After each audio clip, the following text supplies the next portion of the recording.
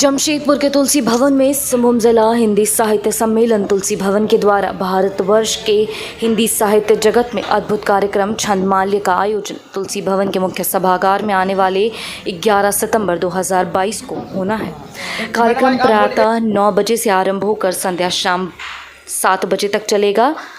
पूर्व कार्यक्रम छंदों एवं पद में ही संचालित होगा। केवल मुख्य अतिथि और भारतवर्ष में छंद के विशेषज्ञ के रूप में ख्यात रांची से डॉक्टर जंग बहादुर पांडे ही अपना उद्बोधन गद्य में करेंगे।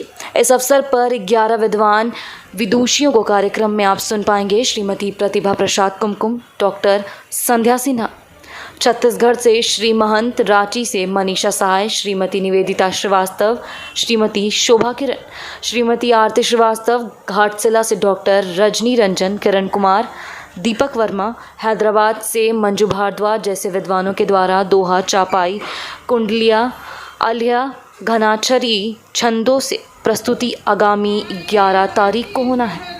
कार्यक्रम के दौरान प्रतिभागियों का सम्मान एवं 5 पुस्तकों का विमोचन भी होगा। अंतिम सत्र खुला मंच होगा। अपराह्न 4 बजे से इसमें झारखंड भर से 18 से 25 कवियों की छंद में ही प्रस्तुति होगी। आपको बता दें कि कार्यक्रम को लेकर लोगों में काफ़ी उत्साह देखने को मिल रहा है। कार्यक्रम की तैयारी पिछले 6 महीना से जारी है।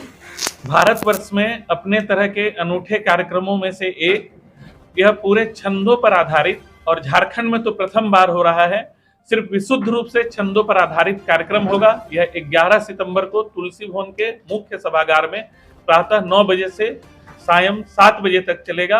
और पूरे कार्यक्रमों में सिर्फ छंदों में कविताएं होंगी, जैसे कि स्वागत भाषण, धन्यवाद ज्ञापन, सामान्य जितनी प्रक्रियाएं हैं सभी छंदों में। और इसमें विशेष रूप से 11 विद्वान जिन्होंने 6 महीने से तैयारियां की हैं, उनकी प्रस्तुतियां होंगी भिन्न भिन्न सत्रों में।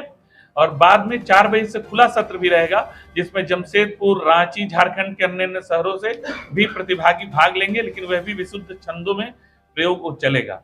सिर्फ इसमें मुख्य अतिथि महोदय जो छंदों पर एक विशेषज्ञ माने जाते हैं, डॉक्टर जंग बहादुर पांडे जी, उनकी प्रस्तुति गद्य में होगी। पूरे विश्व में पहली बार ये कार्यक्रम हो रहा है जो सिर्फ और सिर्फ छंदों पर आधारित होगा।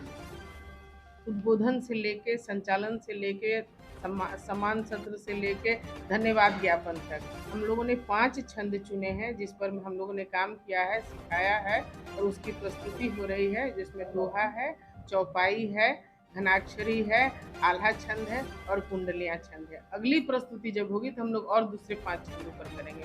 ये हमारे भारतीय सभ्यता और संस्कृति की सबसे पुरातन छंद है, जो अभी कुछ वर्षों से विलुप्त अवस्था की तरफ जा रही थी। बहुत कम ही लोग इसके जानने वाले बचे थे, जिसे हमारे पुराने ग्रंथ पढ़ने में नहीं आ रहे थे। हमारी इतनी विशाल सभ्यता संस्कृति बिना पढ़े रह जा रही थी और लोग पश्चिमी सभ्यता की तरफ भाग रहे थे। तो उन सबको देखते हुए ये विचार चिंतन हमने किया कि हम लोग इसे फिर से पुनर्जीवित करें और अतुकांत रचना के बीच एक नई विधा जो सो गई थी, है तो पुरानी ही विधा, उसका नए रूप में परिकल्पना करके उसको हम लोग प्रचार प्रसार करें। इसलिए पहली बार 11 लोगों को लेकर काम किया है और ये मुझे लगता है कि हम लोग जरूर सफल होंगे। तो अगली बार और ज़्यादा लोगों को सिखाएंगे, जिससे कि हम लोग अपनी सभ्यता संस्कृति को, सनातन धर्म को पुनः जागृत कर सके, अपनी सभ्यता को, संस्कृति को पुनः स्थापित कर सके। नई शिक्षा नीति 2020 की जो नई शिक्षा नीति आई है, इसमें नई शिक्षा नीति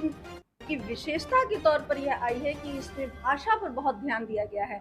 भारतीय भाषाओं पर ध्यान दिया गया है, खासकर उन भाषाओं पर ध्यान दिया गया है जो भारत की सनातन यानी संस्कृत भाषा है, हिंदी भाषा है, और प्रांतीय भाषाओं पर बहुत ध्यान दिया गया। उसके उत्थान और बच्चों को उसको सिखाने पर बहुत ध्यान दिया गया है। कई योजनाएं इस पर बनाई गई हैं। मैं समझती हूँ कि हम लोगों का यह कार्यक्रम उसकी पूर्ति के लिए एक सप्लीमेंट्री, एक पूरक का कार्य करेगी।